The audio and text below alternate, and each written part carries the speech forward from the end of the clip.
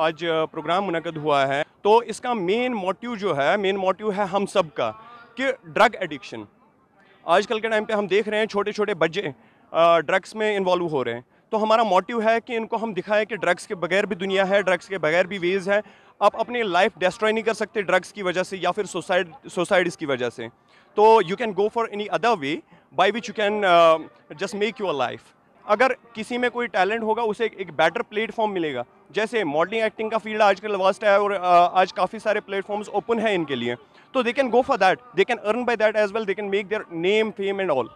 अगर आप देखें कि आजकल के समाज में मादक द्रव्यों का सेवन, ड्रग्स का बहुत ही नियमित रूप से बहुत ही ज़्यादा बढ़ावा हो रहा है। मादक द्रव्यों का सेवन आज समाज में धीरे धीरे विकराल रूप धारण करता जा रहा है।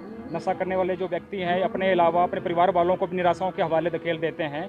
तो ये हमारी सेना की तरफ से आवाम के लिए, उनके पेरेंट्स के लिए अपील है कि ये और बच्चों को सही दिशा दें और समय समय पर जो है इस ड्रग्स से और नशे से उसको मुक्ति दिलाने में उनकी मदद करें। और हमारी तरफ से सेना और आवाम के बीच में रिश्ते को मजबूत करने के लिए एक छोटा सा म्यूज़िक इवेंट रखा है यहाँ पे, जिससे आपसी हमारा जो भेदभाव है, आपसी हमारा जो मेल मिलाप है वो बढ़े।